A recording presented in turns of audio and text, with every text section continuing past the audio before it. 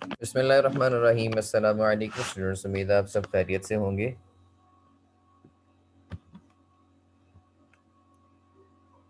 International business chapter number 9।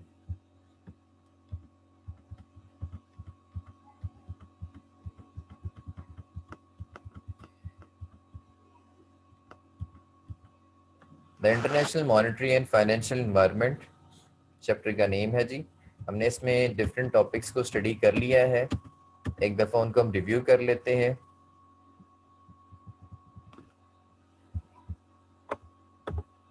मैं आपको यहाँ पे शो कर देता हूँ कि किन किन टॉपिक्स को हमने स्टडी किया है। एक्सचेंज रेट को करेंसी रिस्क के हवाले से हमने बात की है जी। करेंसी अप्रिसिएशन, डेप्रिसिएशन, करेंसी की रीवैल्यूएशन, डीवैल्यूएशन के हवाले से। कन्वर्टेबल नॉन कन्वर्टेबल करेंसी के हवाले से बात की हमने। कैपिटल फ्लाइट के हवाले से बात की हमने। फॉरेन एक्सचेंज की बात की, फॉरेन एक्सचेंज मार्केट की बात की। उसके अलावा करेंसी रिस्क के हवाले से डिफरेंट एग्जांपल्स को हमने स्टडी किया और इसका क्या फ़र्क पड़ता है कंज्यूमर पे और फर्म पे। एक्सचेंज रेट को किस तरह से डिटरमाइन किया जाता है, how exchange rates are determined, इसके ऊपर बात की हमने। कौन सी मार्केट फोर्सेस अप्लाई होती हैं इसके ऊपर, और मार्केट फोर्सेस जो डिमांड एंड सप्लाई वाली थी वो किस किस चीज़ से उनके ऊपर फ़र्क पड़ता है। उन फैक्टर्स को हमने स्टडी किया जो कि डिमांड सप्लाई के ऊपर इफेक्ट होते हैं। इकोनॉमिक ग्रोथ है, जैसा कि इंटरेस्ट रेट, इन्फ्लेशन रेट है।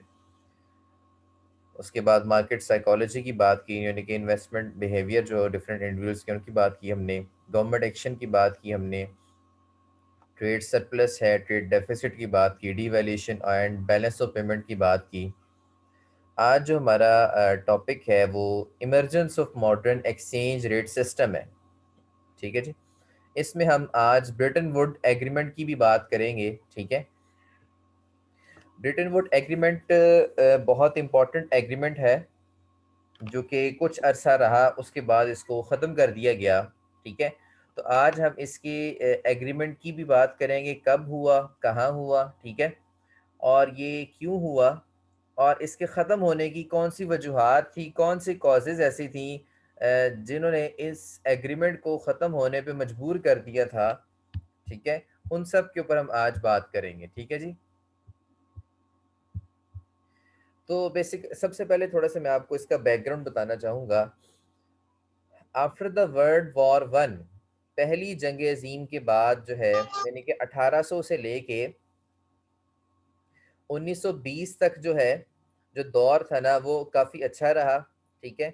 उसमें ट्रेड जो है, इंटरनेशनल ट्रेड जो है वो बड़ी सिग्निफिकेंटली जो है ग्रो कर रही थी चीज़ें। यानी कि आपकी इन्फ्लेशन भी स्टेबल थी, आपके जो एक्सचेंज रेट्स थे वो भी अच्छे थे। ठीक है। और ट्रेडिंग भी बहुत बढ़ रही थी। लेकिन जब ये दौर आया ना वर्ल्ड वार टू का, ठीक है, जिससे हम उससे पहले आपका जो ग्रेट डिप्रेशन आया, ठीक है, उस दौर ने, ग्रेट डिप्रेशन जो आपका था 1929 से लेके 1939, जो जिसकी लपेट में पूरी दुनिया आई थी, ग्रेट डिप्रेशन था। और दूसरी जंग अजीम हुई 1939 से लेके 1945 तक। इसकी वजह से जो सारा का सारा निज़ाम था ना, ट्रेडिंग के हवाले से, इंटरनेशनल ट्रेड के हवाले से जो निज़ाम था, सारा का सारा वो दरम बरम हो गया था। सारी चीज़ें जो है वो मतलब स्ट्रीमलाइन नहीं हो पा रही थी। तो इसके लिए जो है, इसका हल निकालने के लिए 1944 में जंग अज़ीम दोम के बाद जो उसके एंड पे तकरीबन 44 मुल्कों ने मिल के जो है एक मीटिंग कंडक्ट की। ठीक है जी। 44 मुल्कों ने मिल के जो है अमेरिका में एक मीटिंग कंडक्ट की। ठीक है। उस मीटिंग का मकसद क्या था? 44 मुल्क जो इकट्ठे हुए, उनके नुमाइंदे इकट्ठे हुए, उनका मकसद क्या था? उनका मकसद ये था कि एक ऐसा निज़ाम बनाया जाए कि जिसके ज़रिए से हम आपस में एक दूसरे के साथ जो है करेंसीज को एक्सचेंज कर सकें, या फिर हम जो आपस में एक दूसरे के साथ सही तरीके से ट्रांजैक्शन कर सकें बैलेंस वे में। ठीक है। जिससे सारे मुल्कों को फ़ायदा हो, आपस में ट्रेडिंग के लिए कोई निज़ाम बनाया जाए। ठीक है। आपस में इंटरनेशनल ट्रेड के लिए कोई ऐसा निज़ाम बनाया जाए जिससे सबको फ़ायदा हो, और जिससे जो वर्ल्ड वार टू के, जंग अजीम दो के जो असरात हैं और जो ग्रेट डिप्रेशन के असरात हैं, उनको भी जो है ओवरकम किया जा सके। अपनी दोबारा से अपनी इन्फ्लेशन को, दोबारा से अपने एक्सचेंज रेट को स्टेबलाइज किया जाए। ठीक है। और जो बैलेंस ऑफ पेमेंट है उसको बेहतर किया जाए। ठीक है। इसलिए 1944 में 44 मुल्कों ने जो है वो इस एग्रीमेंट को साइन किया, ठीक है। और इसका मकसद भी यही था कि सारे के सारे कंट्रीज़ जो हैं वो आपस में एक-दूसरे के साथ ट्रेडिंग करें और सही तरीके से ट्रांज़ैक्शंस की जा सकें, ठीक है। और एक बैलेंस जो है वो निज़ाम हो, ठीक है, जिससे सबको फ़ायदा हो। ताकि जो असरात थे वर्ल्ड वॉर 2 के और जो ग्रेट डिप्रेशन के, उनसे निकला जा सके, एक इंटरनेशनल मॉनेटरी सिस्टम बनाया जाए, जिससे जो जिसके ऊपर सब चले, ठीक है। अब ये उस वक़्त 44 मुल्कों ने इसके ऊपर साइन किया और ये ब्रेटन वुड एग्रीमेंट था, जिसका उस वक़्त आगाज़ हुआ 1944 में ये एग्रीमेंट हुआ। अब ये एग्रीमेंट बेसिकली था क्या? एग्रीमेंट बेसिकली ये था कि उन सब मुल्कों ने मिल के जो इस चीज़ पर इत्तेफाक किया कि डॉलर को जो है एक इंटरनेशनल करेंसी तस्वुर किया जाए और सब ममालिक जो हैं वो डॉलर की बेस पर अपने एक्सचेंज रेट को सेट करेंगे, ठीक है जी। 44 मुल्कों ने ये तय किया कि डॉलर जो है वो एक इंटरनेशनल करेंसी है, ठीक है। और उस वक़्त जो है डॉलर को कन्वर्टेबल टू गोल्ड बनाया गया, ठीक है। यानी कि 1 डॉलर जो है वो, यानी कि 1 औंस जो है वो गोल्ड का, वो $35 के इक्वल बनाया गया, ठीक है। यानी कि जो गोल्ड था ना, वैल्यू ऑफ गोल्ड, यहाँ से आप देख सकते हैं वैल्यू ऑफ गोल्ड ऑफ $35 पर ऑन्स, ठीक है जी। इसको मैं हाईलाइट कर देता हूँ। यानी कि उस वक़्त यह कहा गया कि जो आपका गोल्ड का 1 औंस है ना, ठीक है, वो उसके बदले $35 मिलेंगे। यानी कि कोई बंदा भी अगर गोल्ड का 1 औंस देता है ना, ठीक है, तो अमेरिका जो है उसको $35 दे देगा, सिंपल इन वर्ड्स ये बात थी।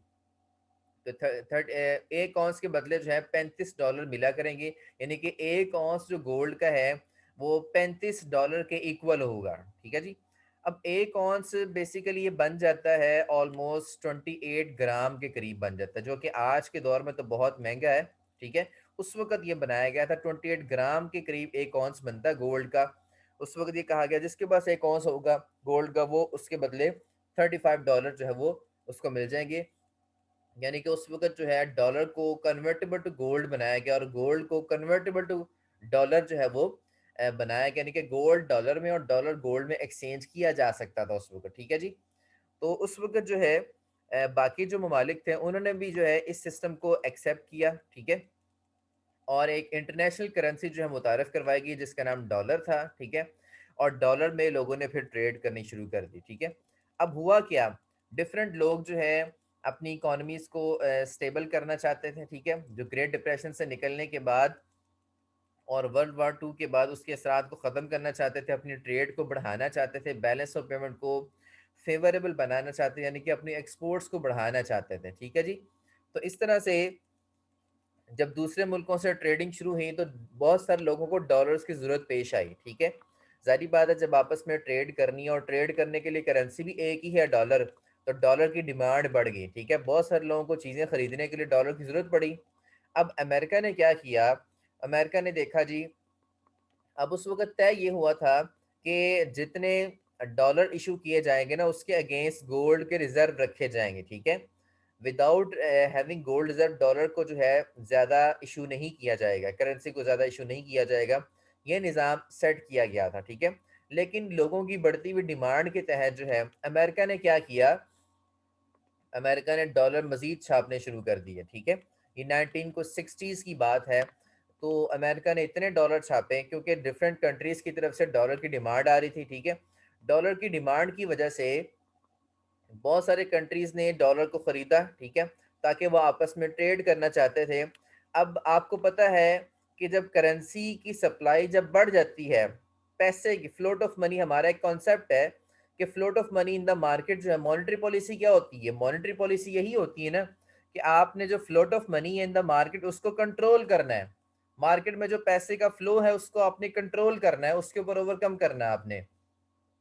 अब जब डॉलर का इतना ज़्यादा फ्लोट हुआ मार्केट में, इंटरनेशनल मार्केट में, डिफरेंट लोगों को अमेरिका ने डॉलर देने शुरू कर दी है, ठीक है। तो डॉलर की जो सप्लाई है वो बढ़नी शुरू होगी, ठीक है। और जब आपको पता है करेंसी की जब सप्लाई बहुत ज़्यादा बढ़ जाती है, सप्लाई बढ़ने से क्या होता है, उसकी डिमांड में फिर कमी आनी शुरू होती है, इन्फ्लेशन बढ़ जाती है। अब हुआ क्या, जब डॉलर की इतनी ज्यादा सप्लाई बढ़ गई तो इंटरनेशनल मार्केट में चीजों की प्राइसेस बढ़ना शुरू हो गई। जब आपको पता है कि जब पैसा ही पैसा हो जाएगा तो फिर चीजों की प्राइसेस क्या हो जाएगी, बढ़ जाएंगी। ठीक है, जैसे पाकिस्तान में आप सिनेरियो देख सकते हैं, अगर रुपीस बहुत ज्यादा फ्लोट कर दिए जाए, अगर रुपीस बहुत ज्यादा बहा दिए जाए, तो इसका नतीजा क्या निकलता है कि आपकी जो इन्फ्लेशन है वो बढ़ जाती है, चीजों की प्राइसेस जो है उसमें इंक्रीज आ जाती है, चीजों की प्राइसेस बढ़ जाती हैं। ठीक है जी। तो हुआ उस वक्त हुआ यह कि अमेरिका ने बहुत सारे डॉलर्स इश्यू कर दिए, 1960s की बात बता रहा हूँ। तो बहुत सारे मुल्कों के पास डॉलर्स हो गए, यानी कि डॉलर्स की जो होल्डिंग थी बाहर के मुल्कों में वो ज्यादा होनी शुरू हो गई। ठीक है, और जिसकी वजह से रिजल्ट ये निकला, डॉलर की जो डिमांड है उसमें कमी आनी शुरू होगी। सप्लाई बढ़ने की वजह से इन्फ्लेशन आ गई, इन्फ्लेशन की वजह से चीज़ों की प्राइसेस बढ़ गई। ठीक है, और उस वक्त एक प्रॉब्लम क्रिएट हुआ, ठीक है, जिसको हम कहते हैं कॉन्फिडेंस प्रॉब्लम। ठीक है, अमेरिका में कॉन्फिडेंस प्रॉब्लम क्रिएट हुआ कि अमेरिका की करेंसी बहुत ज़्यादा जो है सप्लाई हो गई थी, और अमेरिका ये समझ रहा था कि उसकी करेंसी जो है डी वैल्यू हो रही है। ठीक है, डॉलर जो है डी वैल्यू हो रही थी।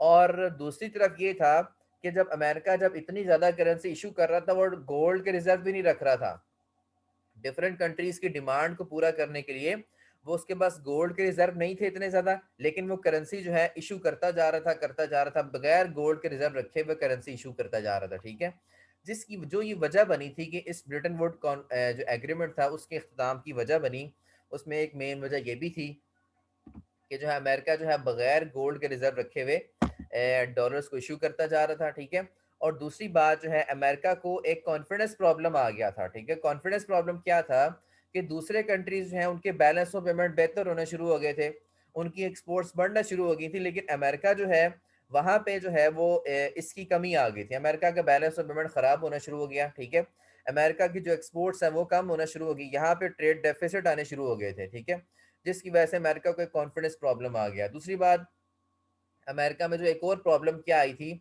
वो ये थी कि अमेरिका के पास लिक्विडिटी कम हो गई थी। जब देखें ना, आप दे ही जा रहे हैं, एक चीज को दे ही जा रहे हैं, आप डॉलर पूरी दुनिया में सप्लाई कर ही जा रहे हैं, लेकिन अपने मुल्क में जब डॉलर की जरूरत पड़ेगी तब तो आपके पास है नहीं। ठीक है, तो लिक्विडिटी क्या होती है, लिक्विडिटी को हम आसान अल्फाज में क्या कहते हैं कि पैसे का आपके पास मौजूद होना। ठीक है, जिसकी वजह से आप अपनी नीड्स को पूरा कर सकें, जो आपकी जो रूटीन की नीड्स हैं या डेली नीड्स हैं या मंथली नीड्स हैं। ठीक है, तो लिक्विडिटी प्रॉब्लम क्रिएट हो गई थी उस वक्त, अमेरिका जो है डॉलर सप्लाई करी जा रहा था दूसरे मुल्कों को, और अपने मुल्क में उसकी जो है लिक्विडिटी प्रॉब्लम क्रिएट हो गई थी। ठीक है, तो बहुत सारी ऐसी वजूहात बनी जिनकी बिना पे जो है ये सिस्टम जो है वो अपने अख्ताम की तरफ गया। अब जब ये हुआ ना, डॉलर इंटरनेशनल मार्केट में डी वैल्यू होना शुरू हुआ, तो कॉन्फिडेंस प्रॉब्लम सिर्फ अमेरिका के साथ नहीं हुआ, कॉन्फिडेंस प्रॉब्लम जो है वो दूसरे कंट्रीज के साथ भी हुआ। बहुत सारे ऐसे कंट्रीज जो थे जो मतलब अमेरिका के साथ ट्रेडिंग कर रहे थे, डॉलर ले रहे थे, उनके साथ कॉन्फिडेंस प्रॉब्लम भी हुआ। उनको भी ये लगा कि डॉलर की सप्लाई इतनी ज़्यादा हो गई है और डॉलर की डिमांड मतलब सप्लाई ज़्यादा होने की वजह से चीज़ों की प्राइसेस बढ़ गई हैं, इट्स मीन डॉलर की वैल्यू कम हो रही है। तो कॉन्फिडेंस प्रॉब्लम सिर्फ अमेरिका के साथ नहीं हुआ, कॉन्फिडेंस प्रॉब्लम जो है वो दूसरे कंट्रीज के साथ भी हुआ।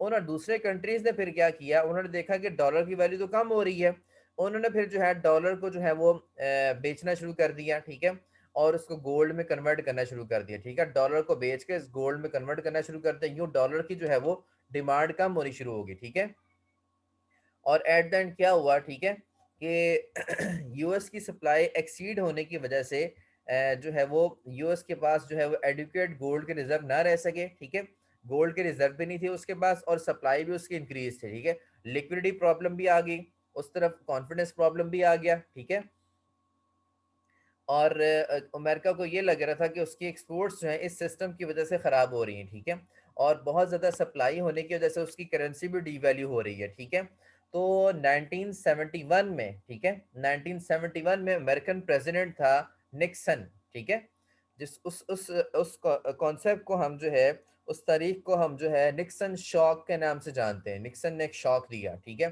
निक्सन ने 1971 में डिक्लेयर कर दिया कि अब जो है आज के बाद कोई जो डॉलर है वो गोल्ड में कन्वर्टेबल नहीं होगा। ठीक है, यानी कि dollar is no more convertible into gold.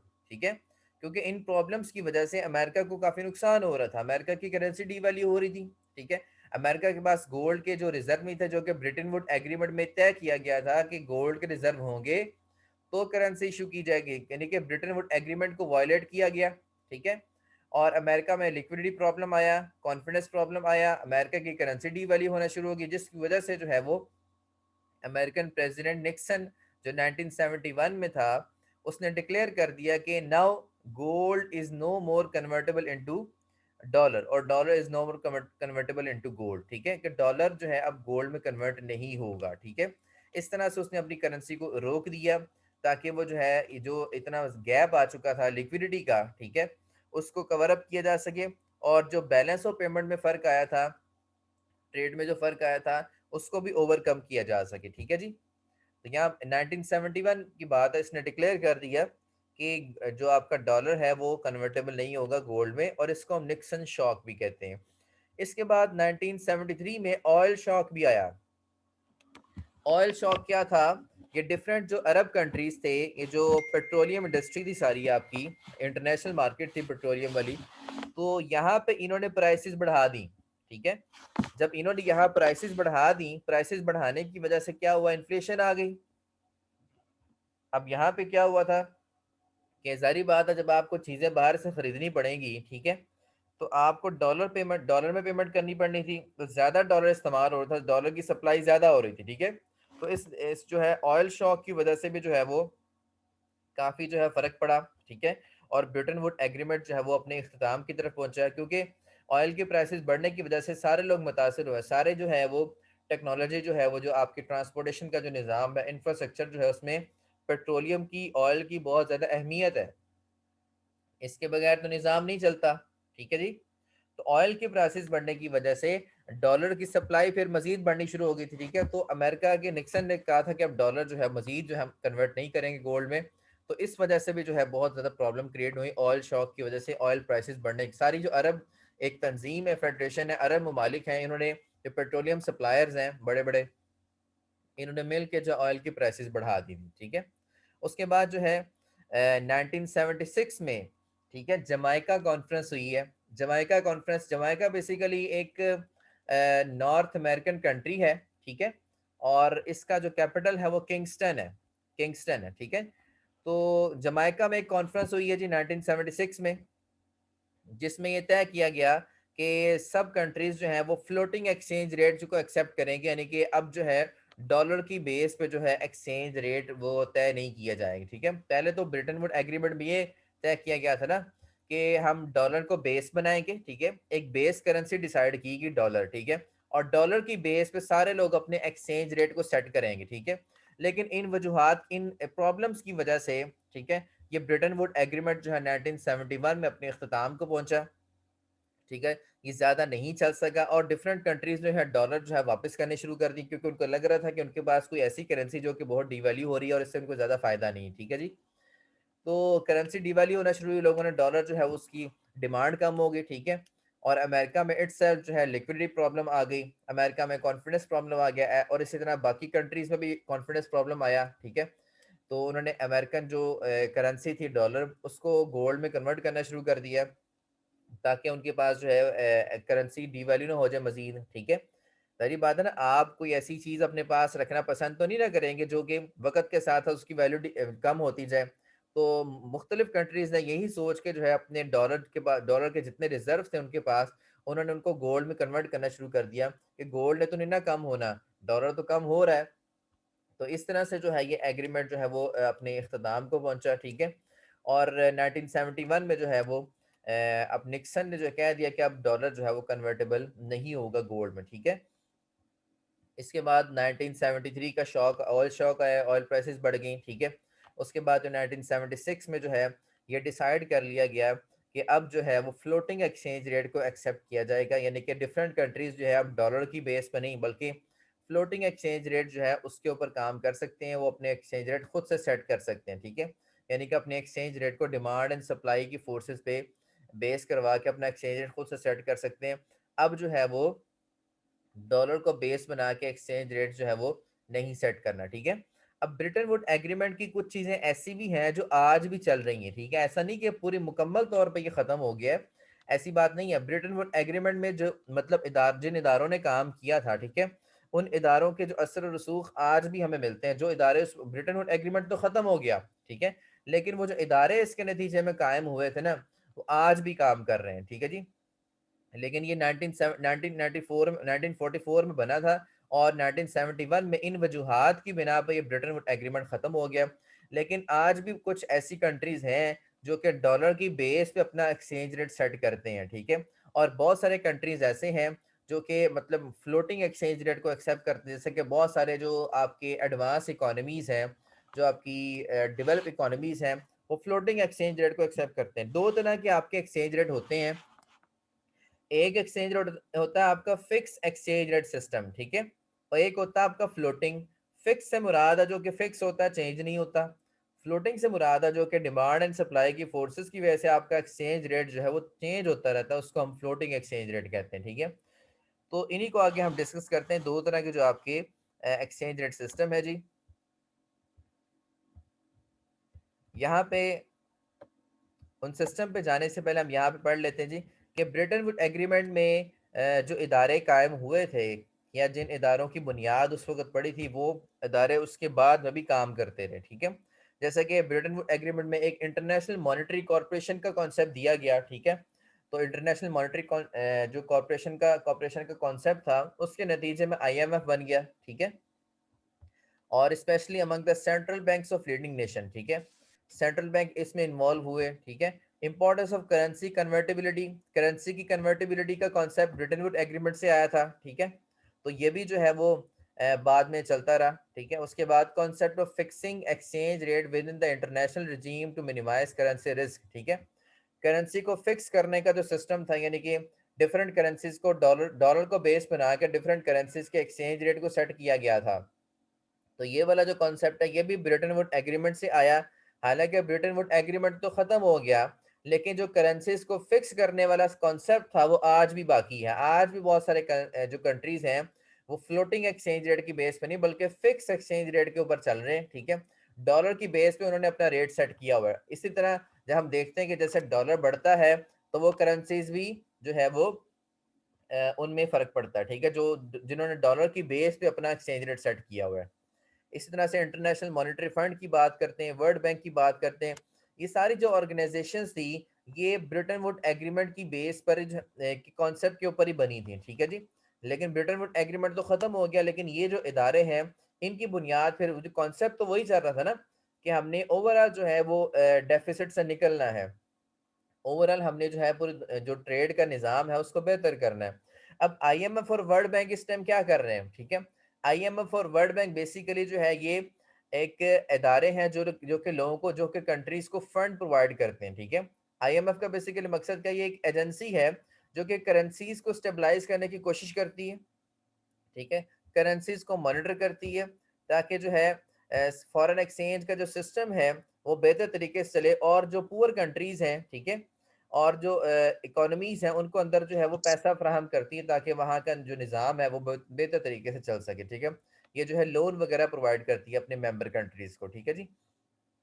Basically बहुत सारे ममालिक ने मिल के जो है यहाँ पे अपनी रजिस्ट्रेशन करवाई हुई है, और अपने फंड यहाँ पे रखवाए हुए, ठीक है।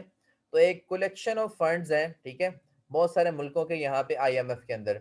अब उन मेंबर कंट्रीज में से जिस कंट्री को अगर पैसा चाहिए होता है, वो IMF जो है उसको लोन देता है और उससे इंटरेस्ट चार्ज करता है। सिंपल ये इसका जो है एक कॉन्सेप्ट है। बहुत मिसाल के तौर पे आप एक छोटी सी तंजीम बना लेते हैं, 10 लोगों की तंजीम बनाते हैं, 10 लोग उसमें जो है ना 1000 1000 रुपये जमा करा देते हैं, ठीक है। अब टोटल उसके पास, तंजीम के पास पैसा कितना हो गया, 10,000, ठीक है। अब उसमें से अगर एक बंदे को 2-3 हज़ार रुपये चाहिए, ठीक है, तो उसी 10,000 की कलेक्शन में से उस बंदे को 2-3 हज़ार रुपये दिया जाएगा, और 2-3 हज़ार के ऊपर जो इंटरेस्ट आएगा ना, ठीक है, अब वो जो 10 के 10 है ना, सारे के सारे मिलके वो इंटरेस्ट को एंजॉय करेंगे। इंटरेस्ट जो है वो सबके लिए प्रॉफिट होगा।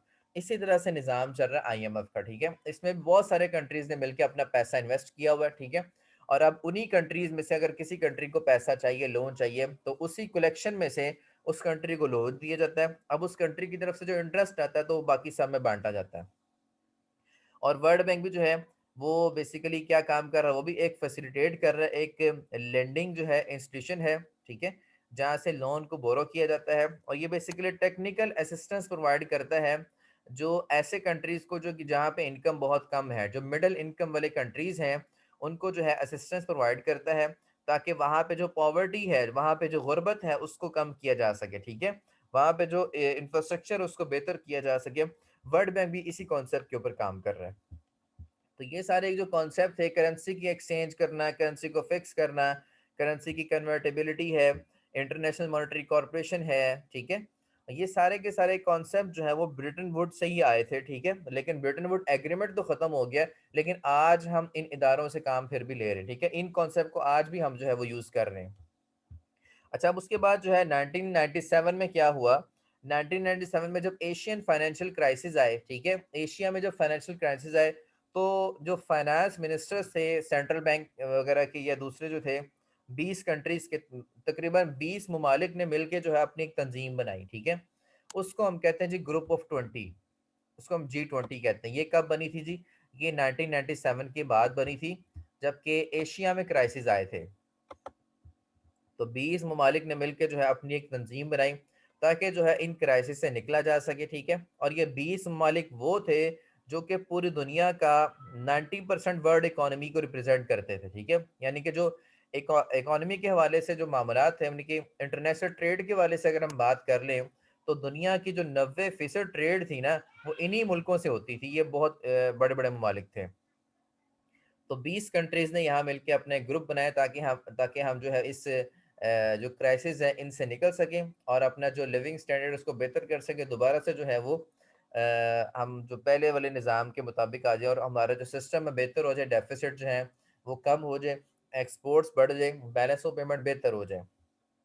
और फिर उसके बाद मीटिंग्स हुआ करती थी कनाडा में, साउथ कोरिया में, यूनाइटेड किंगडम में, यूनाइटेड स्टेट्स में, ठीक है, ताकि ओवरऑल जो हमारा जो वर्ल्ड वर्ल्ड में जो इंटरनेशनल ट्रेड हो रही है, ठीक है, उसको बेहतर किया जा सके, सब के लिए जो है वो रेस्ट्रिक्शंस ना हो, ठीक है, रेस्ट्रिक्शंस को कम किया जाए, टैरिफ बैरियर्स को कम किया जाए, और जो निज़ाम है वो स्मूथ हो, सब के लिए जो है वो एक अपॉर्चुनिटी हो, ठीक है, इंटरनेशनल मार्केट में जो है वो काम करने के लिए। तो ये था जी आपका ब्रिटेन वुड एग्रीमेंट। इसमें दो सात कॉन्सेप्ट आते हैं आपके मॉडर्न एक्सचेंज रेट सिस्टम में, ठीक है, दो तरह के आपके एक्सचेंज रेट सिस्टम है जी, ठीक है, एक को हम कहते हैं जी फ्लोटिंग एक्सचेंज रेट सिस्टम है, और एक को हम कहते हैं जी फिक्स्ड एक्सचेंज रेट सिस्टम है आपका, ठीक है जी। अब यहाँ पे मॉडर्न एक्सचेंज रेट सिस्टम में आपके ऊपर डिपेंड करता है कि आप जो है अपना कौन सा एक्सचेंज रेट सिस्टम जो है अडॉप्ट करते हैं। ये कोई किसी किस्म की रेस्ट्रिक्शन नहीं है, ठीक है, कि आपने जो है कि फिक्स ही एक्सेप्ट करना है या आपने जो है वो फ्लोटिंग एक्सेप्ट करना है। ये कंट्री के ऊपर डिपेंड करता है, कंट्री अपने हालात देखे, कंपनी कंट्री अपनी कंडीशंस को देखे, और जो सिस्टम कंट्री के लिए एक्सेप्टेबल है, हर कंट्री का जो निज़ाम है वो अलग होता है, ठीक है, हर कंट्री का जो इन्वायरमेंट है वो डिफरेंट है दूसरी कंट्री से, ठीक है। तो कंट्री अपने इन्वायरमेंट को देखते हुए, अपनी कंडीशंस को देखते हुए, अपने हालात को देखते हुए, अपने इंफ्रास्ट्रक्चर को देखते हुए, अपनी जो गवर्नमेंट पॉलिसीज है उनको देखते हुए, जो सिस्टम उसके लिए बेहतर है वो उसको चूज कर सकता है। इसमें कोई किसी किस्म की रेस्ट्रिक्शन नहीं है। जैसे कि मैं बात करता हूँ, मैं कैनेडियन डॉलर की बात करता हूँ, मैं यूरो की बात करता हूँ, मैं यूएस डॉलर्स की बात करता हूँ, मैं ब्रिटिश पाउंड की बात करता हूँ, मैं जापानीज येन की बात करता हूँ। ये वो कंट्रीज हैं जिन्होंने फ्लोटिंग एक्सचेंज रेट को एक्सेप्ट किया हुआ है, यानी इन्होंने जो अपना एक्सचेंज रेट है वो फिक्स नहीं रखा हुआ, इन्होंने अपने एक्सचेंज रेट सिस्टम को डिमांड एंड सप्लाई की फोर्सेस पे छोड़ा हुआ है, कि जितनी डिमांड, अगर डॉलर की डिमांड बढ़ गई डॉलर ऊपर चढ़ देता है, ठीक है, डॉलर की डिमांड कम हो जाएगी डॉलर नीचे आ जाएगा। इसी तरह से ब्रिटिश पाउंड है, इसी तरह से आपका यूरो डॉलर है, इसी तरह से आपका कैनेडियन डॉलर है, इसी तरह से जापानीज येन है। ये एडवांस इकोनॉमीज हैं, ये एडवांस कंट्रीज हैं, इन्होंने अपना एक्सचेंज रेट सिस्टम फ्लोटिंग बनाया हुआ है, इन्होंने फिक्स नहीं किया हुआ, ठीक है। तो इन्होंने डिमांड सप्लाई भी छोड़ा हुआ है कि डिमांड अगर बढ़ जाएगी करेंसी की तो इनका एक्सचेंज रेट बढ़ जाएगा, ठीक है। और दूसरा कॉन्सेप्ट इसमें क्या होता है, फिक्स का, ठीक है। फिक्स एक्सचेंज रेट सिस्टम में क्या होता है, ये fix exchange rate system basically ये रिजेंबल करता है ब्रिटेन वुड एग्रीमेंट के साथ। ब्रिटेन वुड एग्रीमेंट में भी यही था ना कि डॉलर को एक बेस करेंसी बनाया जाए, और जो तमाम कंट्रीज हैं वो डॉलर की बेस पे अपना एक्सचेंज रेट सेट करेंगे, ठीक है। ये जो फिक्स एक्सचेंज रेट सिस्टम है ये ब्रिटेन वुड एग्रीमेंट की एक शाख कह सकते हैं हम, या उसी को रिजेंबल करता है। इसमें क्या होता है जी कि जो मिडिल इनकम कंट्रीज होते हैं या जो इतने एडवांस इकोनॉमीज नहीं होती, ठीक है, तो वो अपने आप को जो है पेग कर लेते हैं। इस एक्सचेंज रेट सिस्टम को हम पेग्ड एक्सचेंज रेट सिस्टम भी कहते हैं, ठीक है। यानी कि आप जो है एक बेस करेंसी के साथ अपने आप को अटैच कर लेते हैं, ठीक है। जैसे पाकिस्तान ने जो है डॉलर के साथ अपने आप को किया हुआ है एक्सचेंज, ठीक है, अपने पैक किया हुआ है कि डॉलर के मुकाबले में देखते हैं कि पाकिस्तान रुपी जो है वो कितने डेप्रिशिएट होंगे, कितने बढ़ गए, ठीक है। तो डॉलर के साथ अपने आप को सेट किया हुआ पाकिस्तान रुपी ने कि डॉलर अगर बढ़ता है तो पाकिस्तानी रुपये भी फर्क पड़ जाता है, डॉलर अगर कम होता है तो पाकिस्तान रुपये भी फर्क पड़ जाता है, ठीक है। यहाँ पे अक्सर आप बात सुनते हैं कि चीज़ें महंगी हो गई हैं, तो उसकी वजूहात जो आपके सियासतदान हैं वो आपको क्या कहते हैं कि डॉलर बढ़ गया मार्केट में, ठीक है, इंटरनेशनल मार्केट में प्राइसेस बढ़ गई हैं, डॉलर बढ़ गया जिसकी वजह से यहाँ पे चीज़ें महंगी होगी, ठीक है। तो जब आपने अपना एक्सचेंज रेट जो है किसी के साथ, किसी बेस करेंसी के साथ फिक्स किया होगा, तो जब उस करेंसी में चेंज आएगी, उस करेंसी में फ़र्क पड़ेगा, तो ज़ाहिर सी बात है कि आपकी करेंसी में फ़र्क पड़ेगा। तो ये डिफरेंट कंट्रीज का अपना निज़ाम है, ठीक है। हर कंट्री ने अपने सिस्टम को देखते हुए ये सिस्टम को चूज किया हुआ है, जो जिसके लिए ज़्यादा फिजिबल है वो उसी सिस्टम के तहत चल रहा है, ठीक है। किसी ने किसी बेस करेंसी के साथ अपने आप को फिक्स किया हुआ है और किसी ने जो है फ्लोटिंग एक्सचेंज रेट को एक्सेप्ट किया हुआ, डिमांड सप्लाई पे अपने एक्सचेंज रेट सिस्टम को छोड़ा हुआ है, ठीक है। तो that's all about today's topic. हमने ब्रिटेन वुड एग्रीमेंट को डिस्कस किया और इसमें इसकी जो फेलियर था वो क्यों हुआ, किन वजूहात की बिना पे ये ब्रेटन वुड एग्रीमेंट ख़त्म हुआ। लेकिन ब्रेटन वुड एग्रीमेंट तो ख़त्म हो गया, लेकिन इसके साथ बहुत सारे कॉन्सेप्ट ऐसे थे जो कि अपने पीछे ये छोड़ गया, जिनको आज भी